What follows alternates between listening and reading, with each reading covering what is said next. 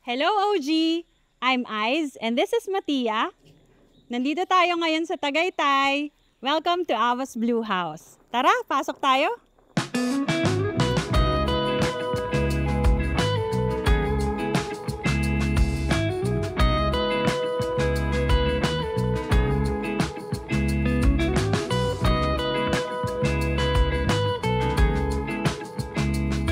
As regards sa design, 95% po ako yung nag-design nito. Even yung measurements ng windows, the shape of the windows, the height of the countertops. I feel that my taste leans towards what is atypical. Kung hindi siya typical, parang nagre-resonate siya sa akin. So, I knew from the get-go na I wanted something na dark blue ang exterior, and then the interior, I knew na yung backsplash ng tiles ko, ayoko ng tiles na normal. Initially, I wanted mactan stone, but then it was very, very expensive. So, I settled for vegan tiles, which I think mas napabuti. It was a better choice. It fitted the whole design. And yun. Also, meron ding a tall bookshelf, which was supposed to be a chimney, kasi it failed. It was a failed plan. So, we shifted and made it into a bookshelf, a tall bookshelf.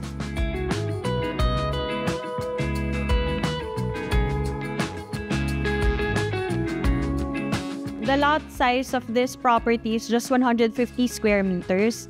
And then, the floor area is approximately 100 square meters, including the exterior pool room and the exterior wet room.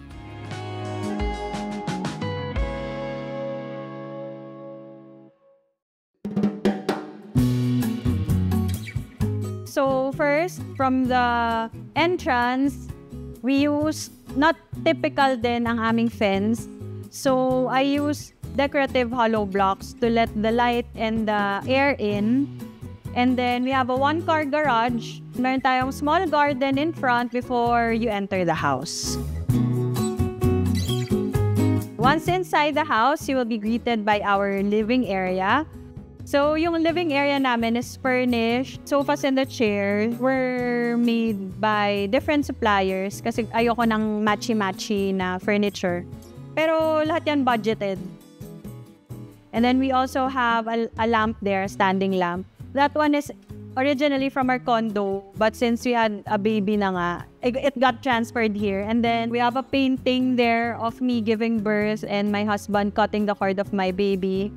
Also, there's a frame of Ava, our pet chihuahua, the real owner of the house.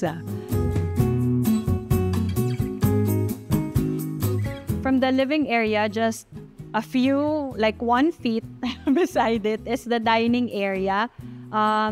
It has an 8-seater dining table. I really wanted something substantial for the space, so I asked a Pampanga artisan to create a dining table for me. So I found pegs from Pinterest, yung legs. So I found the legs on Pinterest, and then I said, gusto ko yung tabletop, mukha siyang gamit na, mukhang tinadtara na siya ng mga meat. And then I also wanted something recycled. So the wood used for the dining table were salvaged wood from century-old houses in Vigan. The lighting fixture, I sourced it from Binondo.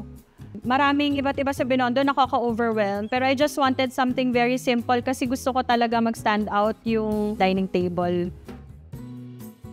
So from the dining area, you can go to the pool room, which is actually an exterior part of the house. And then directly beside it is a common toilet and bath. Just outside the pool room actually has a very good view of the pool. Meron tayong small pool dyan. I think it's approximately 3 by 6 meters. It also has a small jacuzzi, and deepest part of the pool is, I think, 5 feet. The pool also has a view of pine trees. The wall there is glass, para hindi feeling constricted. Even if the area is small, we don't feel constricted because we see the other side of the lot. The property also has a fully equipped kitchen. The backsplash is vegan tiles and not the typical tiles that you see in other homes.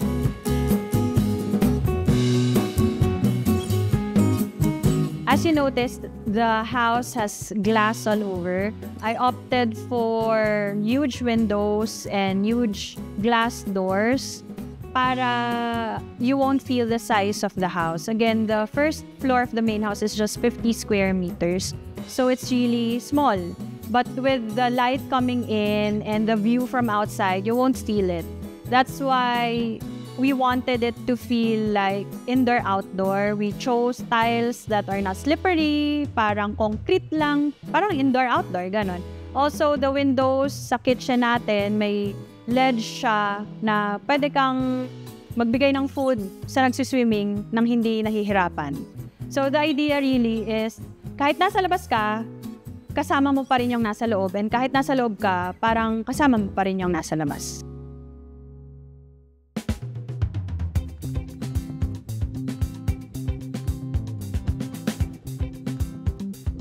Dito sa staircase, it's made of wood also.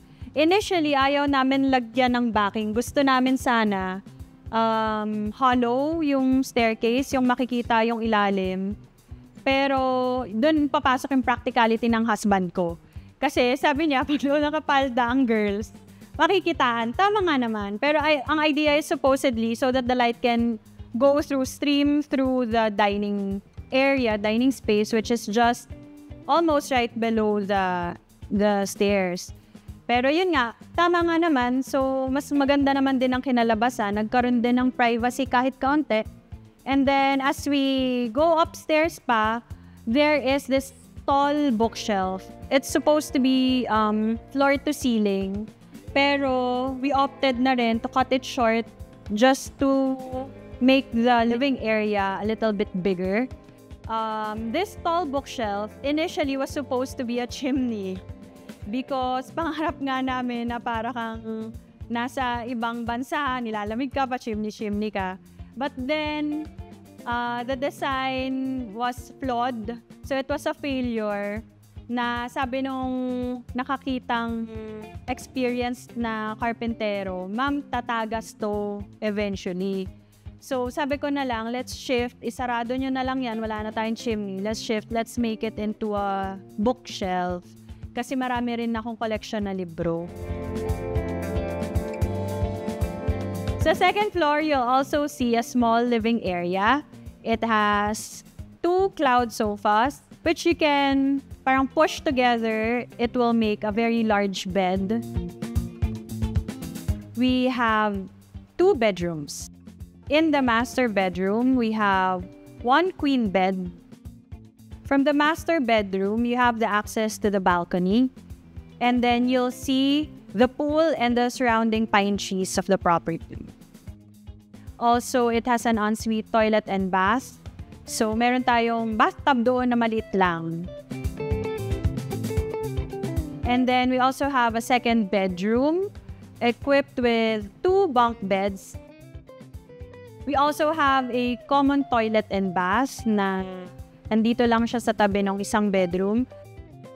What's interesting in the common toilet and bath sa second floor, yun yung mga floor tiles na maliliit.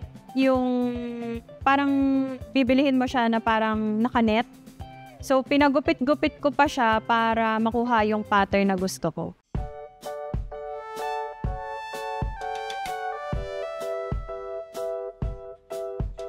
I think unique yung property kasi talagang personalities and taste namin yung sinunod namin dito. Nung ginagawa siya, nung furnish namin siya. Actually, even yung paint, ako mismo yung pumunta dun sa paint shop para magpatimpla. And then, talagang mafe-feel mo na may totoong taong nakatira.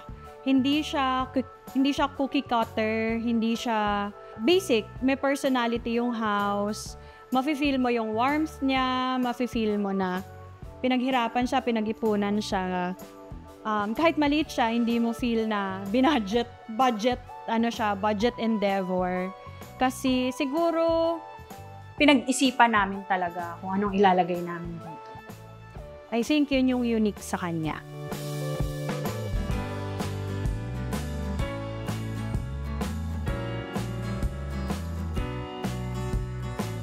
Want to share your house and get featured? Email us at stories.onlygood@gmail.com and tell us about your interesting home story. For more videos like this, subscribe to OG and be part of the community.